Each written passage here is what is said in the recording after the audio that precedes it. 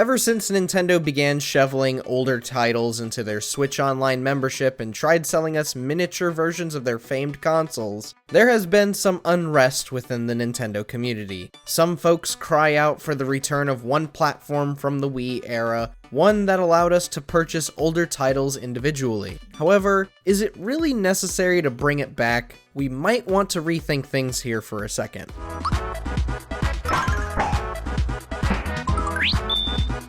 Welcome to MojoPlays, and today we're talking about the reasons why Nintendo does not need a virtual console.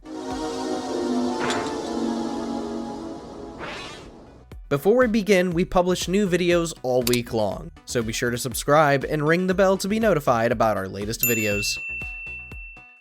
Firstly, we'd like to address that we aren't knocking the virtual console service in any way. Of course, this corner of the Wii Shop channel will always hold a special place in our hearts. Where else were we going to get our nostalgic fixes for the N64 and SNES days? Best part was that you could purchase these classic titles for a fraction of what they cost at their original release, up to nearly $20 depending on which games you were grabbing. The service would prove to be a tremendous success for Nintendo, as more than 10 million games were downloaded via the service in just its first year. This era of appreciation for the retro will always be a time to fondly look back on. The problem is that when you look at everything back then versus what we have now, it bears questioning whether the virtual console really needs to come back.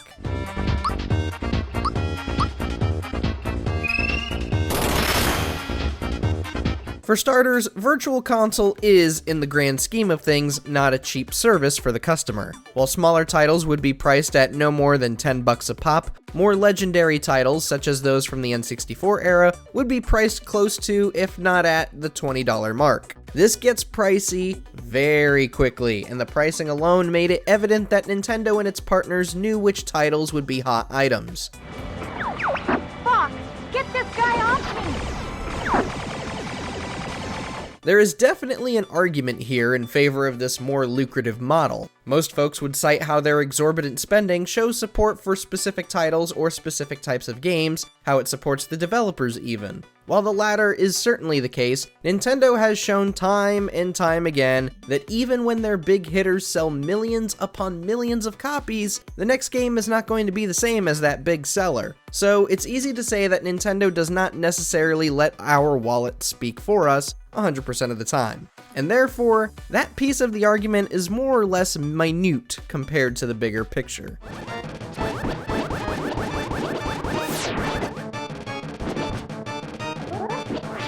With that in mind, let's circle back real quick to how pricing can reflect how a company expects a game to perform. How many times did we hurl 15 to 20 bucks at Nintendo for Super Mario RPG, Mario Party 2, Star Fox 64, or A Link to the Past? Now, take that number, or possibly lack thereof, and let's apply this question to some other games. How many times did we hurl 15 to 20 bucks for Wrecking Crew, Solomon's Key, Urban Champion, FX Stunt Race, and Burger Time? That number isn't as high as those bigger titles, is it? We aren't bringing this up to imply those other games are bad, but their cheap prices might suggest where Nintendo and its partners' heads were at. List the big guys at a solid price to make good money, and list the smaller titles at a lower price in hopes that someone would say, it's only $5 or $10, and buy it regardless of their interest. The problem here is that if most folks are buying that $15, $20 game and not even touching the smaller, cheaper titles, then what's the point of listing them in the first place?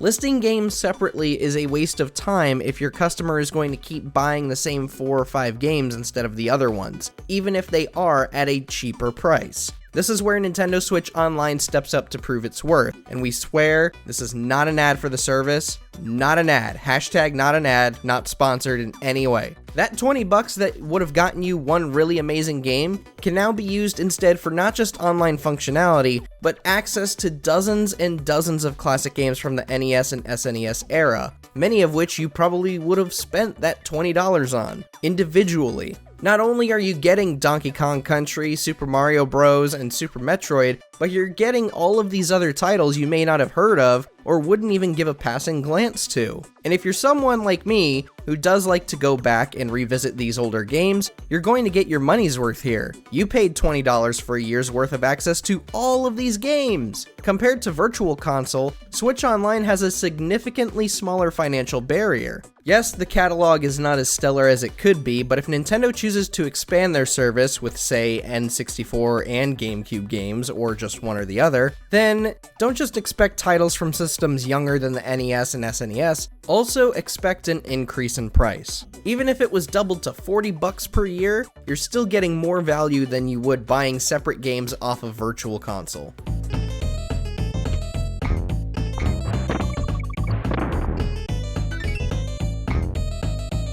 Now, enough about Switch Online and its benefits. We swear, we're not a corporate sellout. If the service never existed, then Nintendo would still have Virtual Console around, right? Not necessarily. Over the last few years, Nintendo has been porting several of its older games over to the Switch, and their success shows. Gaming news outlet Video Games Chronicle published an analysis in May 2021 regarding Nintendo's best-selling Switch games between April 1st, 2020 and March 31st, 2021. While VGC was quick to point out how few brand new titles had managed to break the top 10, we noticed something a little bit peculiar with their data. Of the 20 games that were recorded for their analysis, 7 of these titles were either ports, remakes, or remasters of legacy titles. And funny enough, what sits just below Mario Kart 8 Deluxe at the number 3 spot? Why, it's one controversial title that folks complained about for months until it was delisted: Super Mario 3D All-Stars.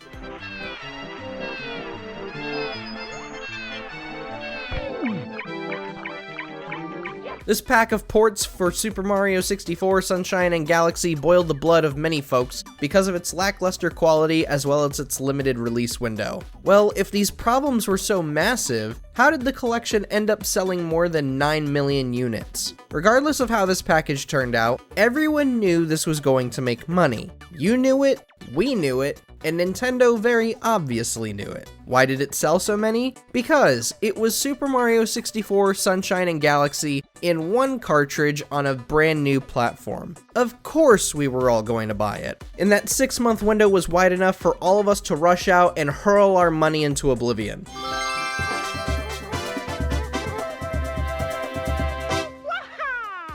This is yet another reason why Nintendo does not need to bring back Virtual Console, and it's because the company knows they can keep making these ports and remasters since they will sell like hotcakes. Be it Nintendo 64, GameCube, Wii, or Wii U, Nintendo knows titles from those platforms will sell regardless of how long they make it available and what price they set it to, and if it even comes out even better than the original release. Our wallets and spending habits have certainly told them so. We've made it perfectly clear that it doesn't matter where the games go, how they get there, or what condition they're in, so long as we can chuck money at it. Again, Super Mario 3D All-Stars sold more than 9 million copies. Mario Kart 8 Deluxe, a $60 Switch port of the 2013 original, sold more units within a year than the Wii U version made in its entire lifetime. With the exception of Animal Crossing New Horizons, both iterations of Mario Kart 8 are the best-selling titles on their respective platforms.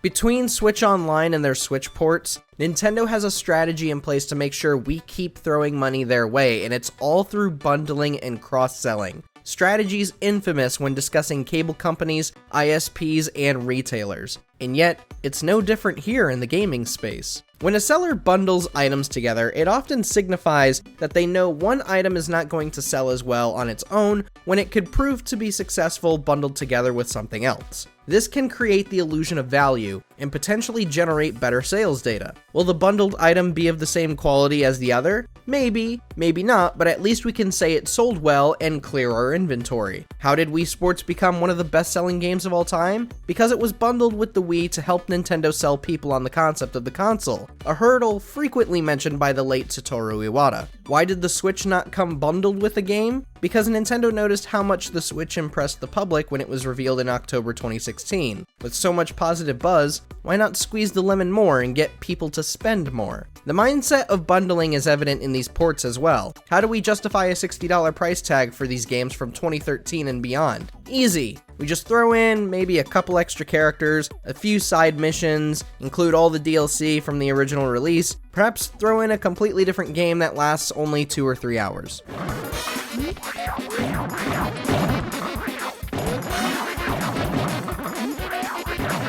If Nintendo stayed the course with Virtual Console for some of these releases and kept things the same, there's a good chance that they wouldn't be seeing as much profit as they do now. The digital marketplace, as cool as it was at the time, is now an outdated model for the customer and for Nintendo. With Virtual Console, there's more maintenance to worry about, more data that can harm a product's image when it isn't selling as well as others, and less opportunity to extract more money from nostalgic fans. These days, Nintendo can spend the money saved from not operating that part of the storefront and use it to bring back older games with some bonus content included, or improve the Nintendo eShop in general. Suppose Nintendo throws in some form of online functionality, and they're making 60 or 80 bucks off every single one of us. And remember, there aren't just a few 100,000 of us Switch owners, there are tens of millions of us. And that's why Nintendo doesn't need Virtual Console. At all. Here we go! Check out these other great clips from MojoPlays, and be sure to subscribe and ring the bell to get notified about our latest videos.